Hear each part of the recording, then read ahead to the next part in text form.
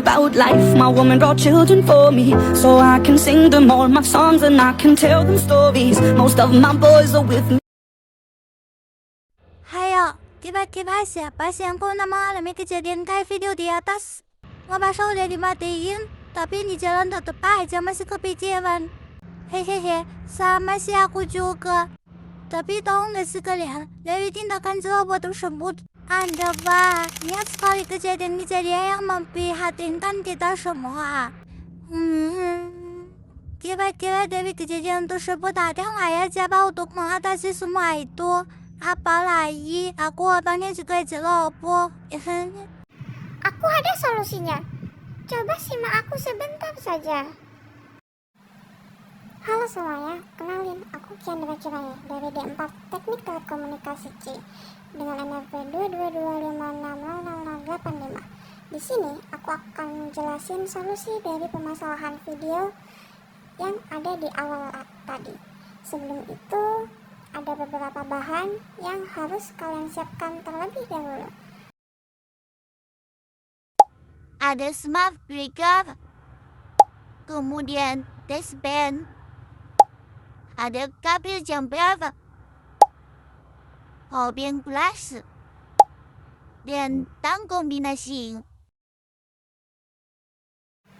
Oke, setelah alat tadi disiapkan, ya simaklah video tersebut. Video ini akan menggambarkan bagaimana cara sensor bekerja di saat ada listrik yang lupa dimatikan.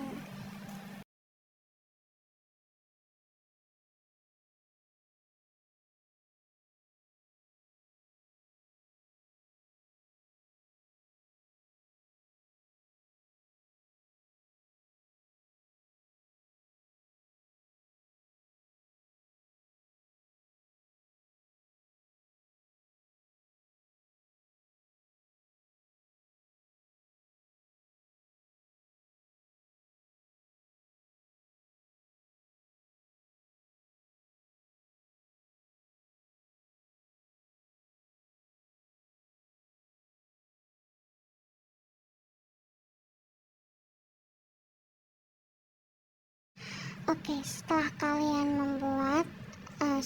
menyiapkan alat dan mengerti bagaimana cara membuatnya di video tersebut, aku akan jabarkan lebih lanjut di sini.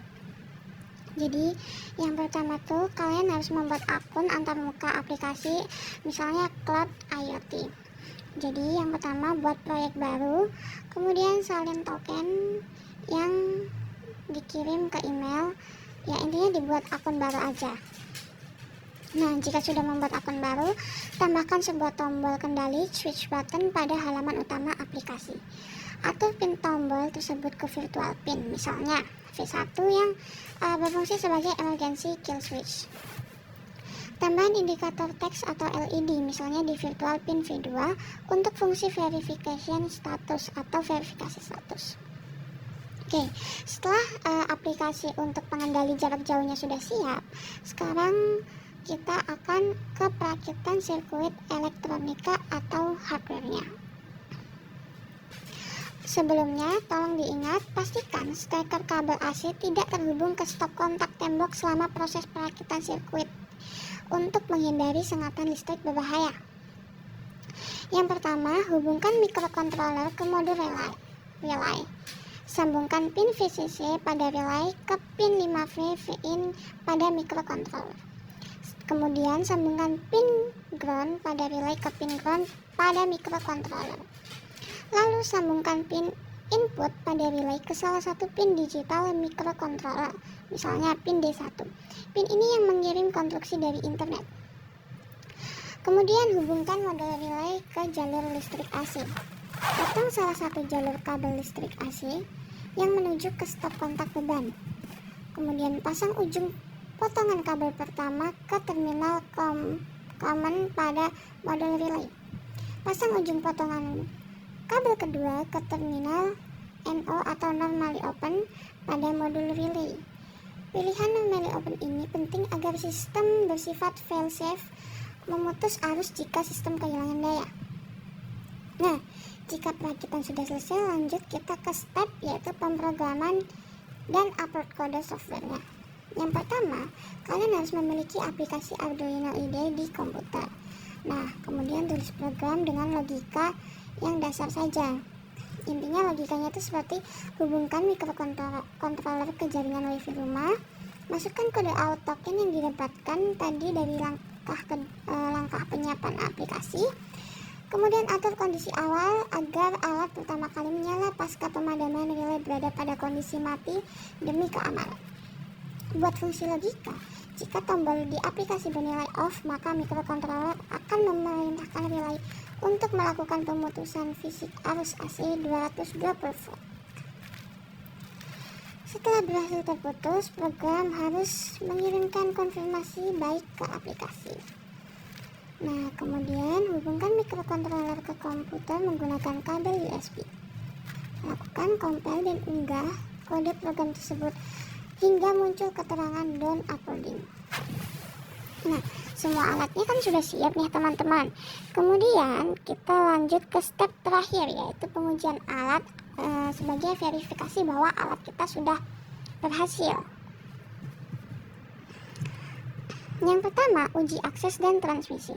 Buka aplikasi di smartphone, hubungkan striker alat ke listrik, lalu colokkan perangkat elektronik seperti dispenser atau setrika ke sistem smart power control. Kemudian uji pemutusan fisik, emergency kill switch, tekan tombol off pada aplikasi dari jarak jauh. Pastikan relay memutus arus listrik AC secara instan dan perangkat elektronik mati. Ingat ya teman-teman, pastikan alat elektronik di rumah mati semua. Kemudian uji verifikasi status. Periksa layar aplikasi smartphone, pastikan muncul notifikasi atau tanda verifikasi aktual yang menyatakan bahwa arus telah benar-benar aman terputus. Kemudian uji failsafe, mematikan koneksi internet secara sengaja. Pastikan sistem tetap mempertahankan kondisi aman terakhirnya tanpa mengubah status daya secara tiba-tiba. Nah, begitu adalah seluruh tata cara untuk membuat kontrol jarak jauh. Teman-teman bisa mempraktikannya di rumah. Jika memang belum percaya diri, tolong diawasi oleh orang yang sudah berpengalaman, karena ini benar-benar bahaya menyangkut seisi rumah. Kira-kira apa sih hubungan antara proyek Smart Power Control ini dengan bidang elektromagnetik? Nah, hubungannya terletak pada komponen utama yang digunakan untuk memutus dan menyambungkan arus listrik pada relay. Jadi, di dalam relay itu terdapat kumparan kawat tembaga yang melilit sebuah inti besi. Nah, induksi elektromagnetiknya ketika mikrokontroler mengirimkan instruksi untuk menyalakan atau mematikan alat, arus listrik DC akan mengalir melewati kumparan tersebut. Arus listrik yang mengalir pada kumparan ini menghasilkan medan magnet di sekitar inti besi. Begitu teman-teman. Sekian dari saya, terima kasih.